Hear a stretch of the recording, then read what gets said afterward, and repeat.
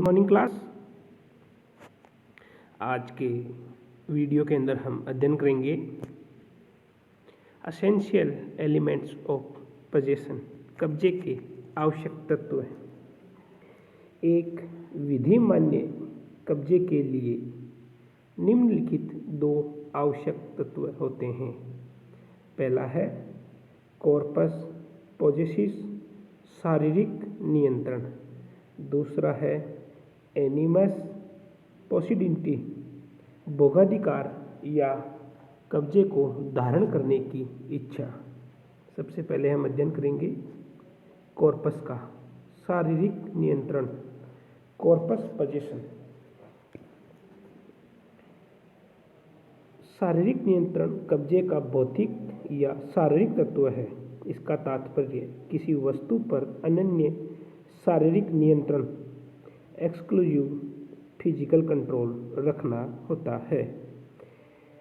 भौतिक या शारीरिक नियंत्रण विद्यमान है या नहीं, यह निम्नलिखित दो बातों पर निर्भर करता है। पहली बात है कब्जा रखने वाले का अन्य व्यक्तियों से किस प्रकार से संबंध है, अर्थात इसका तात्पर्य यह है कि आधिपत्य ग्रहणकर्ता का उस वस्तु पर एकमात्र अधिकार हो तथा दूसरों का हस्तक्षेप न हो। यह धारणा कि कब्जा रखने वाला व्यक्ति के द्वारा उस वस्तु का उपभोग किए जाने पर उसमें कोई हस्तक्षेप नहीं करेगा, निम्नलिखित परिस्थितियों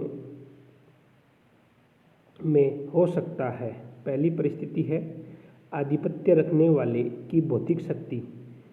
कब्जा रखने वाले व्यक्ति की भौतिक या शारीरिक शक्ति आवश्यकता पड़ने पर बाहरी हस्तक्षेप को समाप्त कर सकती है तथा इस प्रकार उपभोग की एक नई प्रभावकारी गारंटी प्रदान करती है। जैसे मकान के आधिपत्य के संरक्षण के लिए दीवारें, दरवाजे, उन पर लगे ताले आदि इस प्रकार के साधन हैं जो कब्जाधारी द्वारा अन्य व्यक्तियों को आधिपत्य से अपवर्जित करने के लिए भौतिक व्यक्ति के रूप में प्रयोग किए जाते हैं। सेकंड है आधिपत्य रखने वाले की व्यक्तिगत उपस्थिति। अनेक स्थितियों में किसी वस्तु पर आधिपत्य कायम रखने के लिए कब्जादारी की व्यक्तिगत उपस्थिति ही पर्याप्त होती है, चाहे वह कितना भी दुर्बल हो या निर्बल ही क्यों ना हो। जैसे एक मरणासन व्यक्ति केवल अपनी उपस्थिति के द्वारा भी कब्जा बनाए रख सकता है। नेक्स्ट है गोपनीयता। कभी कभी वस्तुओं का उपयोग छिपकर भी किया जा सकता है ताकि बाहरी लोगों का हस्तक्षेप ना हो। जैसे किसी तिजोरी में अपनी बहुमूल्य वस्तु को छिपाकर उपभोग की गारंटी प्राप्त की जाना। प्रथाएं।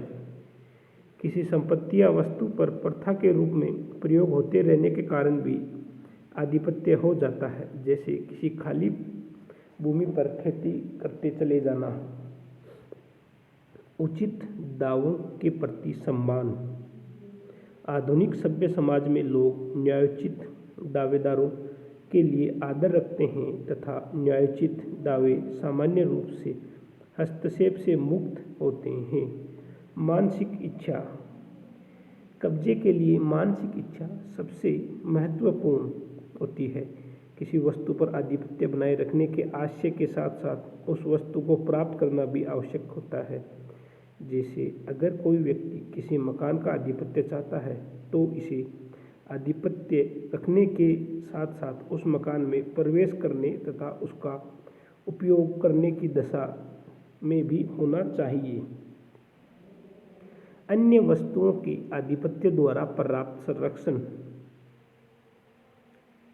किसी समय एक वस्तु पर आधिपत्य उसे संबंधित या संलग्न अन्य वस्तुओं पर भी आधिपत्य या कब्जा दिलाता है। जैसे किसी मकान के कब्जे के द्वारा उसके अंदर की सभी वस्तुओं का कब्जा प्राप्त हो जाता है। ये ठीक उसी तरह है जैसे भूमि पर कब्जा करने पर भूमि के साथ संलग्न सभी प्रकार की चल और अचल संपत्ति पर भी कब्जा मान लिया जाता है। दूसरा है कब्जा रखने वाले का कब्जा की गई वस्तु से संबंध किस प्रकार है।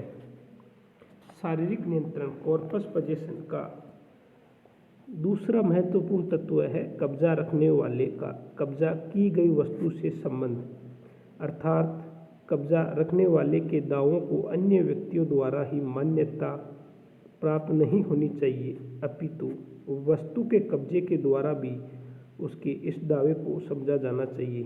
अर्थात कब्जाधारी का किसी वस्तु से सीधा संबंध होता है, यहाँ तक कि किसी वस्तु पर मौलिक नियंत्रण वस्तु के अनुसार न्यूनाधिक भी हो सकता है। जैसे नदी में जाल फेंकने के बाद जब तक मछलियाँ पकड़ में न आवे उन पर आधिपत्य नहीं हो सकता है। इसी प्रकार किसी वस्तु के उपयोग को अनिश्चित और कठिनाइयों के बावजूद भी उस वस्तु से आधिपत्य नहीं हो पाता है। जैसे यदि कोई व्यक्ति अपनी पुस्तक दूसरों को पढ़ने के लिए दे तो उस पुस्तक का आधिपत्य स्वामी का ही रहता है।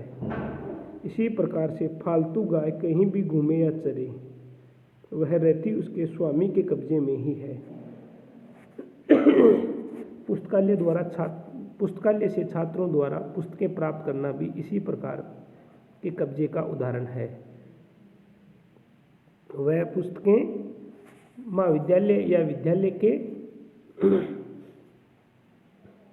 लाइब्रेरी के अधीन ही कब्जाधीन रहती है। सेकंड है भोगाधिकार या धारणाश्य, एनिमस पोजेशन। भोगाधिकार या धारणाश्य कब्जे के दो तत्वों में से द्वितीय महत्वपूर्ण तत्व है। आधिपत्य को धारण किए रहने की मानसिक इच्छा को धारणाश्य एनिमस कहा जाता है।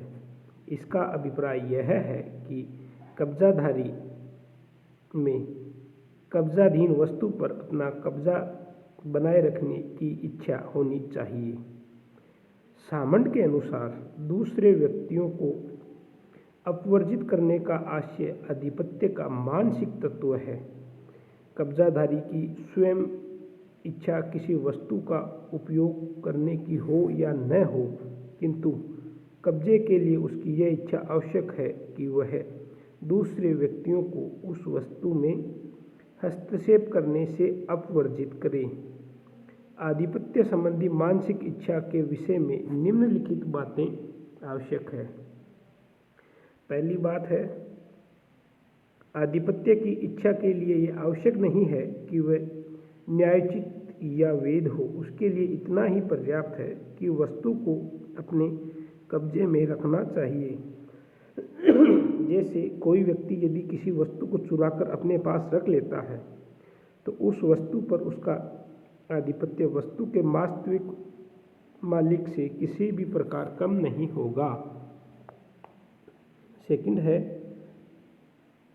कब्जाधारी का दावा अनन्य होना चाहिए, अर्थात वस्तु पर एकमात्र अधिकार उसका ही हो, दूसरे अन्य व्यक्तियों का उसमें हस्तक्षेप नहीं होना चाहिए। धारणाश्य का अर्थ यह नहीं होता है कि कब्जाधारी स्वामी के रूप में वस्तु का प्रयोग करने का आशय रखे। जैसे एक किराएदार अपने मकान मालिक के घर पर कब्जा रखता है यद्यपि वह उसका स्वामी नहीं होता है। नेक्स्ट है, आधिपत्य रखने की इच्छा किन्हीं दूसरे व्यक्तियों के माध्यम से प्रकट की जा सकती है, जैसे नौकर, एजेंट, न्यासदारी, ट्रस्ट आदि के माध्यम से भी। इच्छा के लिए यह आवश्यक नहीं है कि वह विशिष्ट रूप में ही हो, वह सामान्य रूप में भी हो सकती है। जैसे व्यक्ति को अपने पुस्तकालय में रखी सभी पुस्तकों पर आधिपत्य प्राप्त होता है, चाहे उनमें से कुछ पुस्तकों के अस्तित्व के बारे में उसे जानकारी भी न हो। ये दोनों कब्जे के आवश्यक तत्व हो गए हैं। अब हम कुछ वाद पढ़ेंगे कब्जे से संबंधित प्रमुख वाद। पहला वाद है Beck women versus national corporation. Privy council के इस वाद में प्रिवी काउंसिल ने यह निर्धारित किया कि कब्जे के लिए उसका कानूनी और वैध होना जरूरी है। इसको एक सीमा के अंदर सीमित नहीं किया जा सकता है, क्योंकि इसके लिए संपत्ति की प्रकृति को देखना अति आवश्यक होता है। दूसरा वाद है रहीम बख्श बनाम सेंट्रल बैंक। कलकत्ता उच्च न्यायालय के इस वाद में कब्जे की परिभाषा व तत्व भारतीय संदर्भ के अनुसार ही की गई है। अतः कब्जे के लिए वस्तुओं के ऊपर भौतिक नियंत्रण और मानसिक आश्रय दोनों ही जरूरी होते हैं। नेक्स्ट वाद है काटरू स्वामी बनाम बीरावा। काटरू स्वामी बनाम बीरावा के वाद में सुप्रीम कोर्ट उच्चतम न्यायालय द्वारा यह निर्धारित किया गया कि कब्जे के लिए वस्तु के ऊपर वास्तविक या भौतिक अधिकार होना जरूरी है तथा साथ ही हर कानून के उस मामले के लिए निर्धारित की गई शर्तें भी जरूरी है। अतः कब्जे के लिए संपत्ति के ऊपर वास्तविक नहीं अपितु किसी प्रकार का नियंत्रण एवं शक्ति भी होनी चाहिए। Thank you class. Next class के अंदर हम पढ़ेंगे कब्जे के प्रकार।